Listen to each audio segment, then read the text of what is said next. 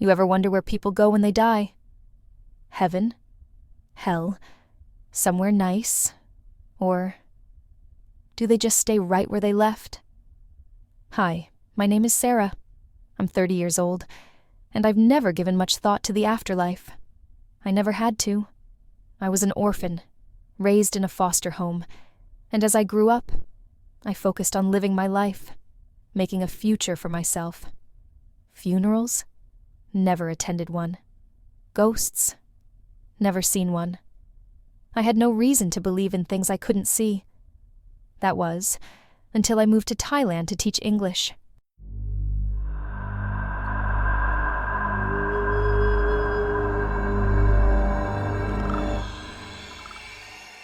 I work as an English teacher for third-year middle school students at a school in Thailand. I've been doing this job for almost a year now, thanks to an invitation from May, a Thai friend I met in university. Since I'm the only foreign teacher in this school, I naturally attracted a lot of attention from students and other teachers at first. But after 2 or 3 months, everyone got used to me. During breaks, my fellow teachers would chat with me, worried I'd feel lonely, while students would greet me whenever we crossed paths. Everyone has been incredibly friendly to me. This experience of working abroad has truly been one of the best decisions I've made. After teaching for a while, the semester exam period arrived. Normally, I would ride my motorbike from my apartment, about a 20-minute ride from the school, at around 6:30 a.m. to prepare for class and head home around 6 p.m. each day. Many other teachers had similar schedules.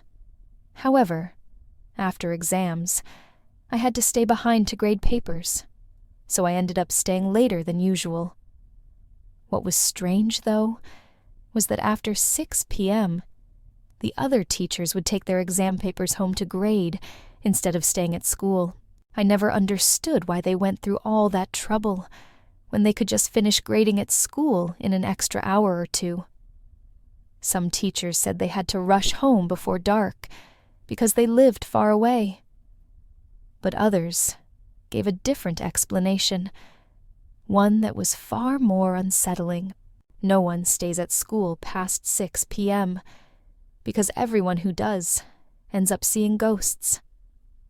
Pen, a senior teacher in her 30s, was one of the people who had encountered something terrifying.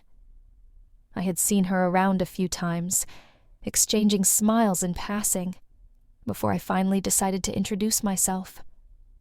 She taught high school students and had heard many ghost stories from other teachers.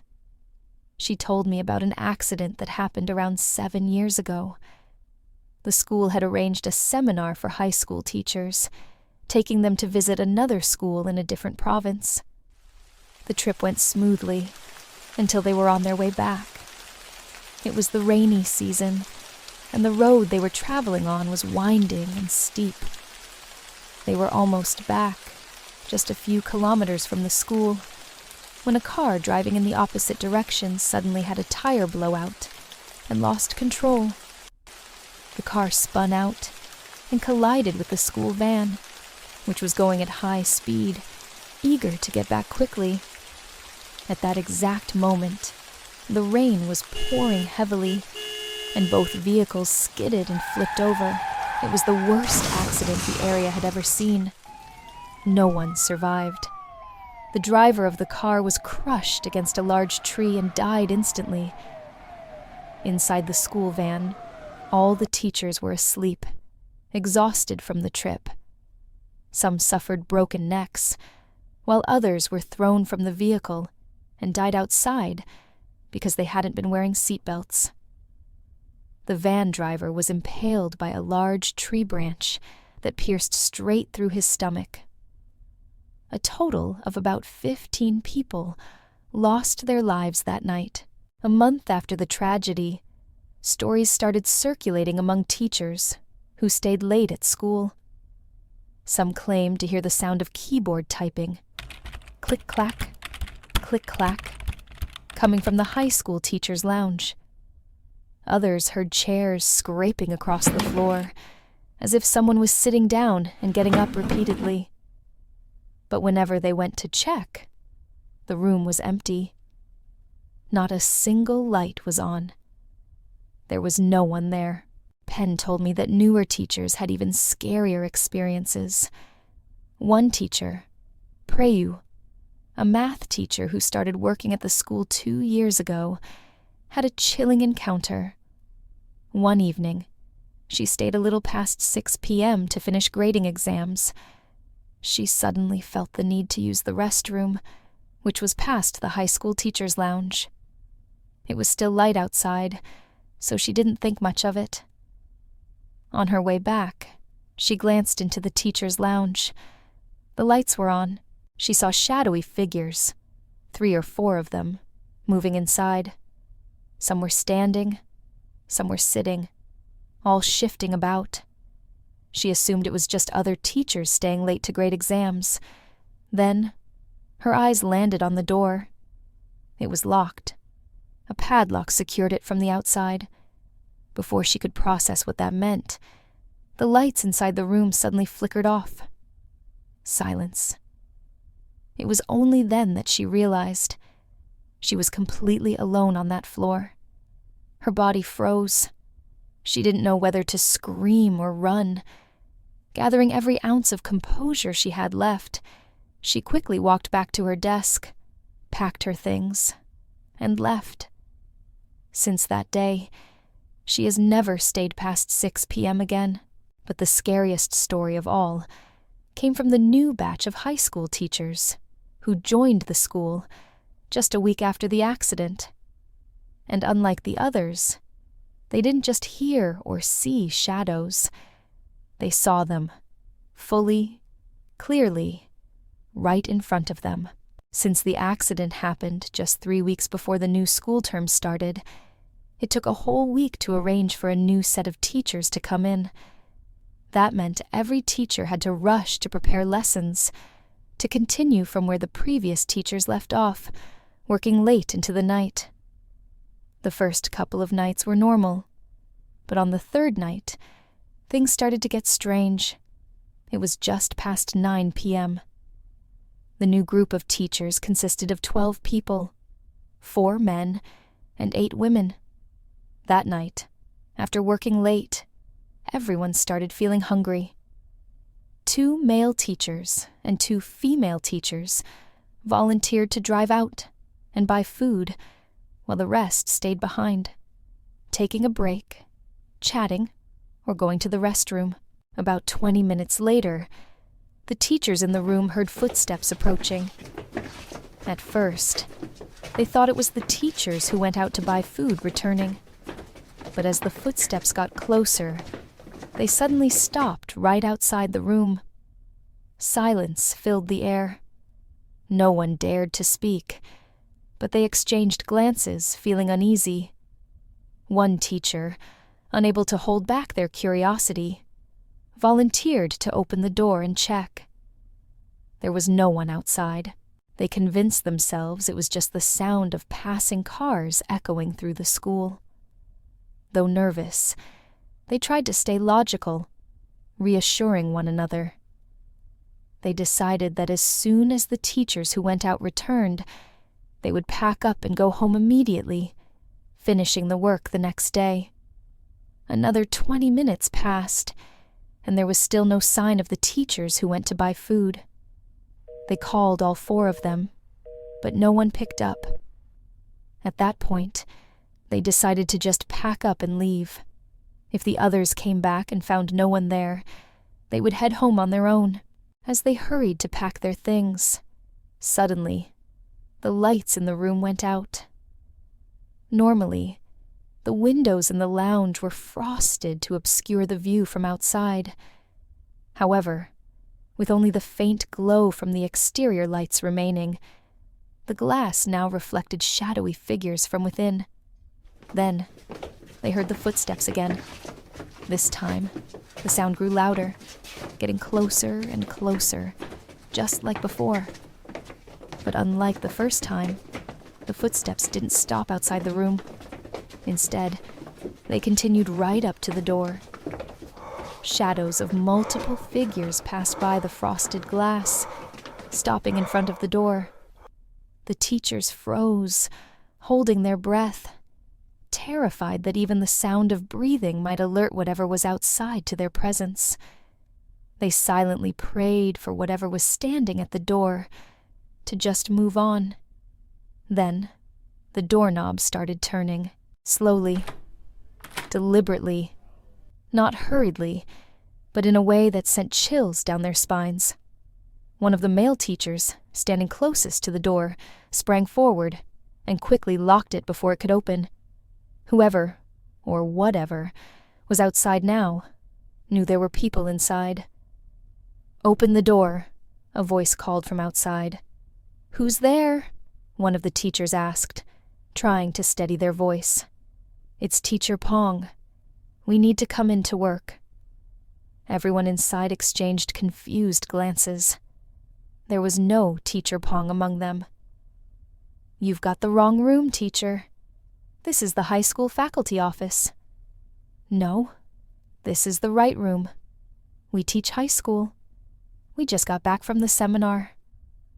The blood drained from their faces. There were no high school teachers returning from a seminar. The last group that attended a seminar was the group that had been in the accident. None of them had ever made it back.